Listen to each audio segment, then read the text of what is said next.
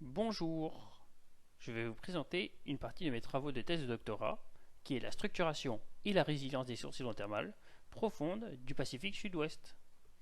La partie des travaux présentés sera sur la structuration des populations et la connectivité d'Ifremeria nautilei, un gastéropode géant, des sources hydrothermales profondes du Pacifique Sud-Ouest. Tout d'abord, un peu de contexte pour replacer le sujet. Les premières sources hydrothermales profondes ont été découvertes en 1977 au niveau de la dorsale Galapagos, mais depuis, de nombreuses autres sources hydrothermales profondes ont été découvertes partout dans le monde. Elles se trouvent en majorité au niveau des dorsales océaniques, mais on en trouve aussi au niveau des points chauds et dans les bassins arrière-arc. En effet, la région du Pacifique Sud-Ouest, ici encadrée en blanc, est un complexe de bassins arrière-arc qui est le résultat de différents mécanismes tectoniques dont la subduction. Ces différents bassins, ici représentés par des points rouges, se sont formés à différents temps géologiques, mais relativement récents, de quelques millions d'années, et contrairement à une dorsale océanique, ces bassins forment un ensemble complexe et discontinu. Que ce soit au niveau des dorsales océaniques, mais aussi bien dans les bassins arrière-arc, les sources hydrothermales abritent des écosystèmes particuliers avec une faune endémique qui est entièrement basée sur des producteurs primaires chimiosynthétiques, ce qui veut dire qu'ils utilisent des composés chimiques comme source d'énergie primaire. La faune de ces écosystèmes est donc étroitement liée au flux hydrothermal et donc leur dispersion ne se réalise que par dispersion larvaire. Ces sources sont aussi des habitats instables, fragmentés et éphémères du fait de leur dépendance à l'activité magmatique, et donc les populations qui y vivent sont donc soumises à des événements récurrents d'extinction et de recolonisation du milieu, qui est, elle, liée en fonction de l'activité hydrothermale. Ces milieux sont aussi riches en dépôts polymétalliques, et donc, depuis plusieurs années, ils sont convoités par les sociétés minières. Du fait de leur difficulté d'accès, ces écosystèmes très particuliers sont relativement peu étudiés, et il est donc nécessaire de mieux comprendre ces écosystèmes ainsi que leur résilience pour évaluer les risques sur ceux-ci, et plus particulièrement dans le cadre des bassins arrière-arc qui a été moins étudié par rapport aux dorsales océaniques. C'est ainsi, dans ce contexte de complexe discontinu des bassins arrière-arc et d'évaluation des risques, que le projet ANR Cerberus s'est monté, avec pour objectif mieux comprendre la connectivité et la résilience de ces écosystèmes hydrothermaux dans le cadre du Pacifique Sud-Ouest. Avec un des ex-masters de ce projet, et la mesure et la compréhension de la connectivité des communautés hydrothermales pour évaluer la résilience. Pour y répondre, une des approches est une approche comparative multispécifique, qui est le projet de thèse que je réalise. Dans ce cas de projet de thèse, j'ai pour objectif de comprendre la connectivité et la structuration des populations de plusieurs espèces par une approche comparative. Une des espèces de ces sources hydrothermales profondes est le gastéropode géant Ifremeria nautilei, dont je vais vous présenter les premiers résultats aujourd'hui. Tout d'abord, nous avons cherché à comprendre comment sont structurées nos populations, que ce soit par site, localité, bassin ou autre, et ensuite nous nous sommes intéressés à comprendre comment est le flux génique entre ces populations ainsi qu'à l'histoire des mots génétiques à l'aide d'inférences démographiques. L'essentiel des données, c'est-à-dire l'ensemble des individus et des espèces nécessaires pour mon projet de thèse, et le projet ANR, a été échantillonné lors de la mission océanographique Chubbuck dans le Pacifique Sud-Ouest au printemps 2019. J'ai représenté ici le chemin parcouru par la mission en jaune. Ensuite, après les manipulations de laboratoire et formation du jeu de données, nous avons obtenu un jeu de données multimarqueur aléatoirement échantillonné sur le génome, et c'est à partir de ce jeu de données que nous avons réalisé les différentes analyses. Tout d'abord, pour explorer la structuration des populations, nous avons réalisé des analyses en composante principale, ou PCA, en considérant les populations par bassin, ici représentées, puis par localité, enfin par site, et dans chaque cas, nous avons observé que deux clusters de points qui sont homogènes, n'affichant aucune structure particulière, que ce soit pour les bassins, localités et sites.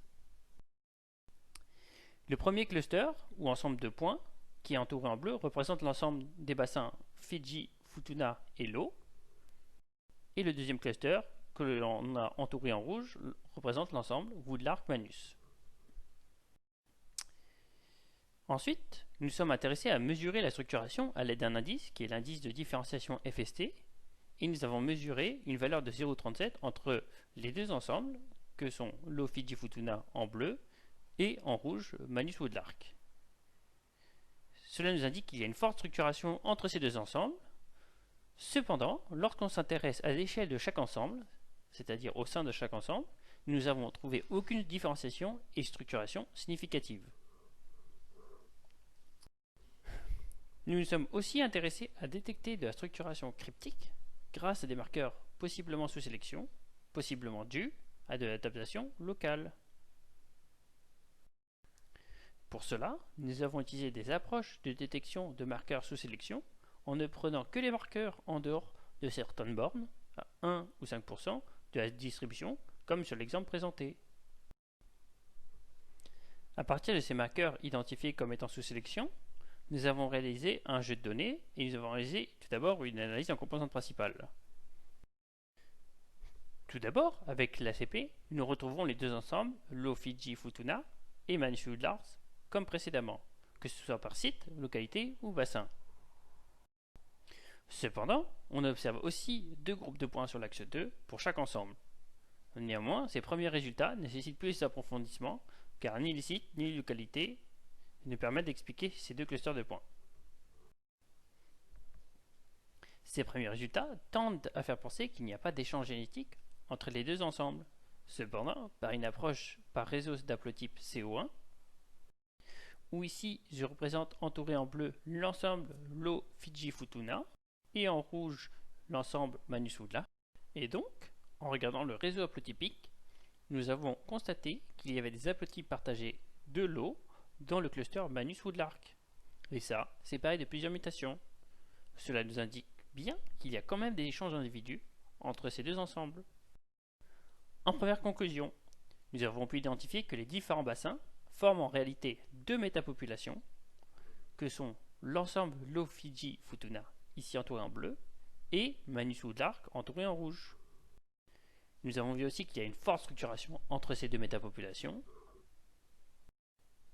et qu'au sein de chaque métapopulation, nous avons vu qu'il n'y avait pas de différenciation entre les bassins et les localités, nous indiquant ainsi qu'il y a un fort flux de gènes entre les populations, empêchant la dérive génétique de différencier les populations.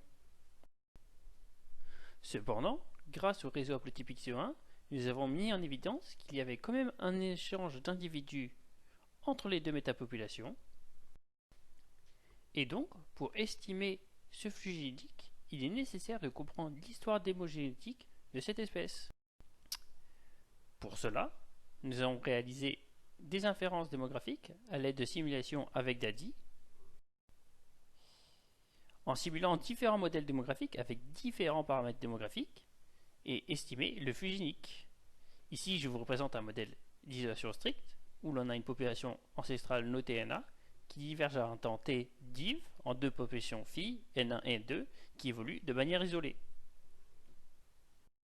Ainsi, ce modèle peut être complexifié avec différents paramètres pour donner d'autres modèles, comme ici par exemple un modèle de contact secondaire, où après une période d'isolation, donc de divergence, les deux populations phi N1 et N2 peuvent rééchanger des individus.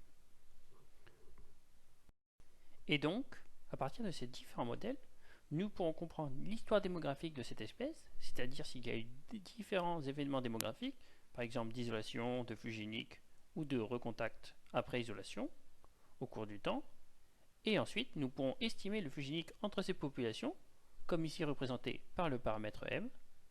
Cependant, je ne peux pas vous en dire plus sur ces analyses, car elles sont actuellement en cours.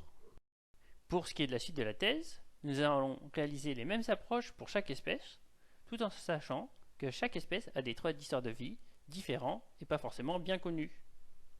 Je vous remercie de votre attention.